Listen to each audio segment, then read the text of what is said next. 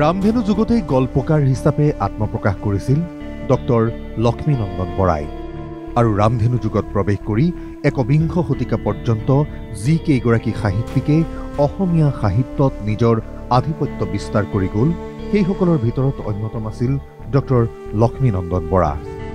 এগৰাকী সৃষ্টিশীল সাহিত্যিক হিচাপে ডক্টৰ বৰাই কেইবাটাও যুগজয়ী সৃষ্টিৰ যোগেদি অসামান্য প্ৰতিভাৰ স্বাক্ষৰ ৰাখি থৈ গৈছে অসমীয়া সাহিত্যত।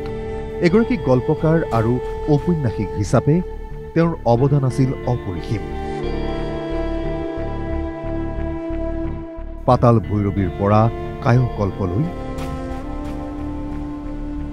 জাকেৰি নাহিকে উপামৰ পৰা গঙা চিলনীৰ পাখিলৈ, কাল ডিঙৰাৰ পালৰ পৰা কাল বলুকাত খোজলৈ বহু কালজয়ী সৃষ্টিৰ স্ৰষ্টা আছিল ডক্টৰ লক্ষ্মীনন্দন বৰা।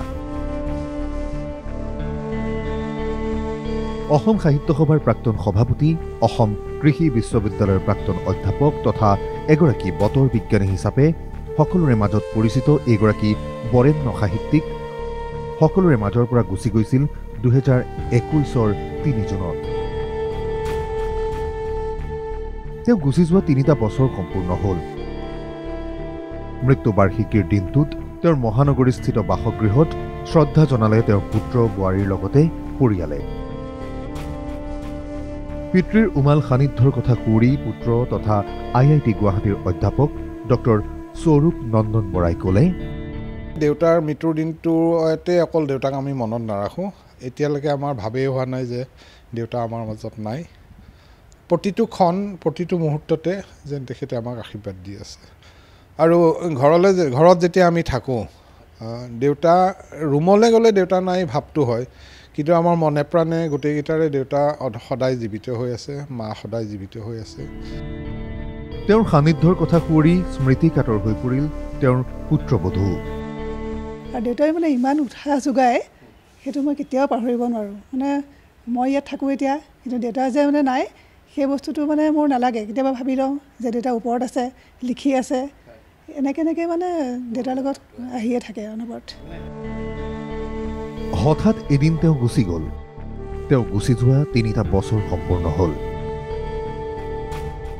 কিন্তু তেওঁৰ সকলো একেই আছে। তেওঁৰ সৃষ্টিৰাজি, তেওঁৰ কোঠাটো, তেওঁৰ টেবুলখন, তেওঁৰ প্ৰাপ্তি স্বীকৃতি সকলো একে আছে। মাথো নাই লক্ষ্মীনন্দন বৰা নামৰ নিৰহংকাৰী মানুহজন। মানুহ এজন কায়িকভাৱে নোহোৱা হ'ব পাৰে, কিন্তু তেখেতৰ উপস্থিতিটো আমি অনবৰতে অনুভৱ কৰোঁ আৰু তাৰ পৰা আমি সাহস পাওঁ। মই ঘৰৰ কনিষ্ঠ সন্তান, মোৰো এতিয়া বয়স হৈছে, কিন্তু দেউতা জীয়াই থকাতে ভাবিছিল যে মোৰ এজন অভিভাৱক আছিলে। এতিয়া আমি নিজেই নিজৰ অভিভাৱক, কিন্তু প্ৰতিটো ক্ষণতে মা আৰু দেউতাৰ আশীৰ্বাদ আমাৰ সকলোৰে লগতে আছে। মৃত্যুবাৰ্ষিকীৰ দিনটোত বৰেণ্য সাহিত্যিকগৰাকীলৈ যাচিছোঁ গভীৰ শ্ৰদ্ধাঞ্জলি। ভিডিঅ' জাৰ্নেলিষ্ট ৰাতুল ৰিয়ানৰ সহযোগত বশিষ্ঠদেৱ ফুকনৰ প্ৰতিবেদন NKTV+।